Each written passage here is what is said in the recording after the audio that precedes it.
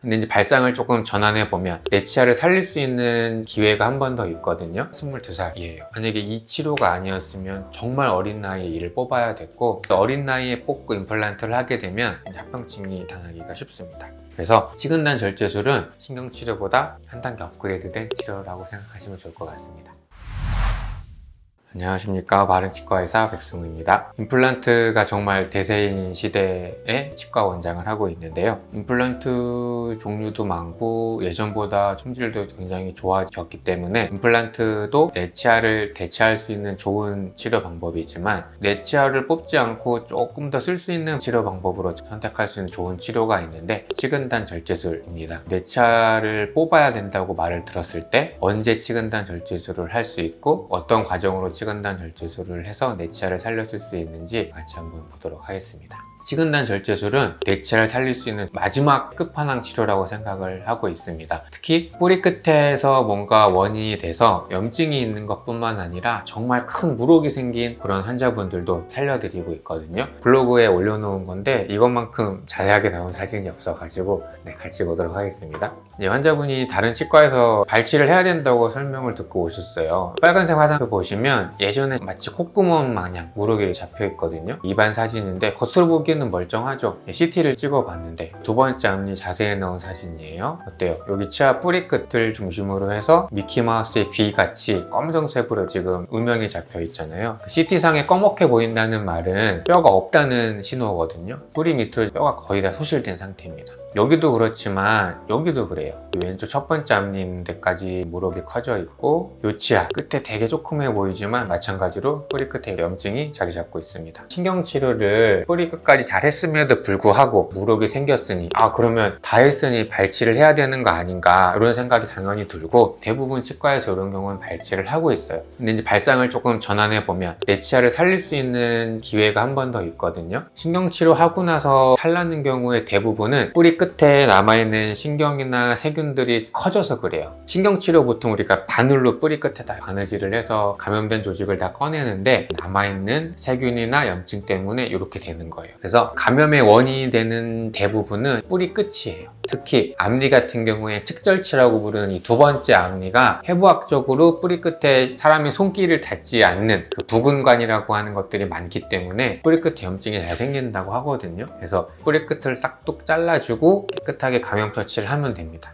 과정을 한번 설명드릴 텐데요. 물혹이 있는 부분이 충분히 포함될 수 있게 잇몸을 절개를 하고 잇몸뼈를 노출시키는 거예요. 물혹이 생기면 물혹이 잇몸뼈를 뚫고 나오다 보니까 내 잇몸살하고 잘 붙어버려요. 유착된다 표현을 하거든요. 그래서 우리 스노우볼이라고 부르는 거즈 이용해서 이걸 다 박리를 해서 잇몸살을 들어 올려놓고 물혹을 드러내야 되니까 그 해당하는 부분에 잇몸뼈를 살살 이렇게 갈아내서 물혹을 찾아줍니다. 이 부분이에요. 특수하게 고안된 기구를 이용해서 물혹을 뼈에서 박리를 해주는 거죠. 보면은 물혹을 다 제거를 했는데, 제거를 하고 보니까 크기가 엄청 크고, 노란색 화살표 보시면 어때요? 원인이 된 뿌리 끝이 보이는데 검었죠. 신경치료를 해도 세균이 있기 때문에 뿌리 끝에 이렇게 충치가 남아있고, 여기서부터 감염의 원인이 됐고 물혹이 점점 생기게 된 거예요. 그래서 이제 물혹을 이렇게 다 제거해 놓고 뿌리 끝들이 다 노출이 되어 있거든요. 신경치료를 했음에도 불구하고 뿌리 끝에 물혹이 생기는 건 뿌리 끝에 남아있는 감염원 때문이라서 감염원을 제거를 해줘야 됩니다.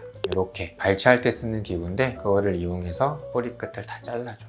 이거 한번 보세요. 신경치료 했던 옛날 치아 뿌리 안쪽 내부가 시커멓죠? 충치는 세균성이에요. 다 남아있는 세균 때문에 내부가 이렇게 된 겁니다. 다 잘라놓고 뼈이식 할 수 있는 이런 막 같은 걸 준비해 놓고 봉합을 해요.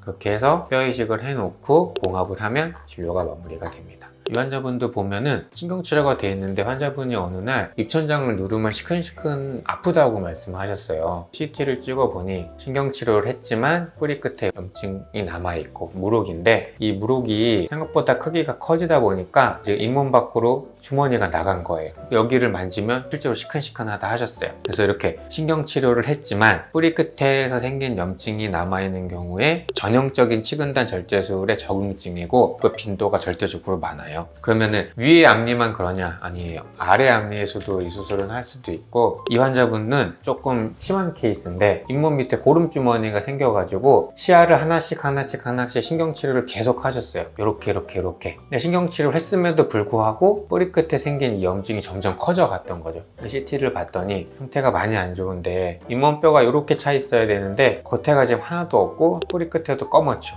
여기가 아주 심각해요. 이 하얀색 잇몸뼈가 바깥을 이렇게 둘러싸고 있는데 뼈가 지금 거의 다 소실이 된 상태고, 여기 신경치료 했던 치아도 다행히 여기는 진짜 종이장만큼 바깥에 뼈는 남아있지만 뿌리 끝에 염증이 해소가 안 되고 있는 상황인 거죠. 전형적으로 치근단절제술의 적응증이고, 이 환자분 같은 경우도 이렇게 수술 과정을 쭉 보면은 여기 뼈 안쪽에서 만들어진 고름 주머니, 물혹이 뼈를 뚫고 바깥으로 나와서 잇몸을 뚫고 바깥으로 나갔던 흔적이 이거예요. 물주머니가 있으니까 당연히 이거는 신경치료로 제거가 안 되고 물혹을 물리적으로 제거를 해야 됩니다. 치근단절제술 물혹 제거 과정 쭉 거쳐가지고 꺼낸 물혹인데 크기가 엄청 크죠. 그리고 뿌리를 잘라내고 이렇게 깨끗하게 잘라내고, 여기도 보세요. 이렇게 지금 뿌리 밑에 충치가 남아있잖아요. 우리 신경치료라고 하는 거는 이쪽에서의 감염을 막는 치료거든요. 밑에서도의 감염을 막아야 돼요. 뿌리를 잘라내고 거기에 MTA라는 물질을, 시멘트 재료인데 막아주는 거예요. 뼈이식을 할 수 있게 차단막 크기를 설정을 해놓고 뼈이식을 하고 차단막을 덮고 이렇게 봉합을 하고, 처음 했던 사진이랑 좀 비교를 해보면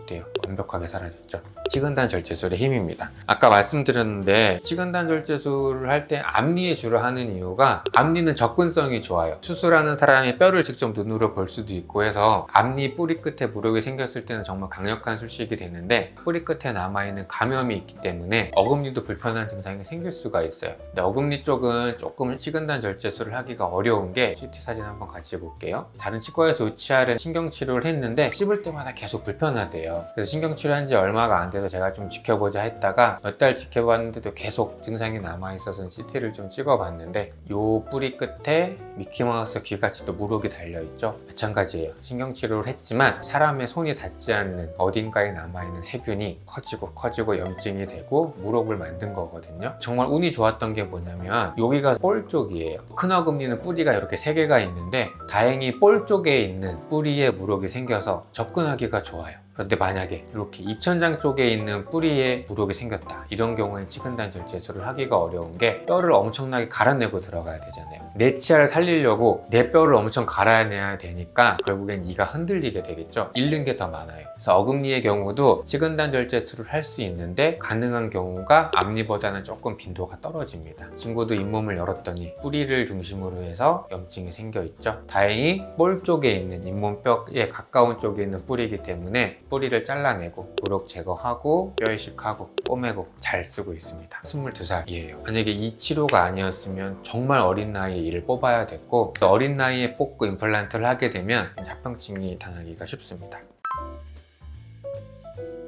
물혹을 제거하는 거를 대부분의 치과 선생님들이 경험을 못 해보셨기 때문이에요. 대부분은 발견을 하면 대학병원으로 의뢰를 하고 구강외과에서 수술을 담당을 하는데, 저도 수련할 때 그랬지만 대부분은 전신 마취를 하고 하거든요. 많이 아파서라기보다는 시간도 오래 걸리고 과정도 좀 복잡하고, 또 물혹을 제거할 때 마취를 충분히 했다 하더라도 일부 과정에서 통증을 조금 느끼시기도 해요. 전신 마취를 해서 대부분 수술을 하다 보니까 경험할 수 있는 기회가 많이 적은 것도 있고, 또 이렇게 물혹을 제거하고 나서도 제대로 제거가 되지 않으면 금방 재발이 돼서 컴플레인을 하시는 경우도 있다고 종종 들었습니다. 거기다가 임플란트를 하는 게 훨씬 더 과정이 간단하기 때문에 치과의사 선생님들이 치근단절제술 대신 임플란트를 권해주게 되는 것 같아요.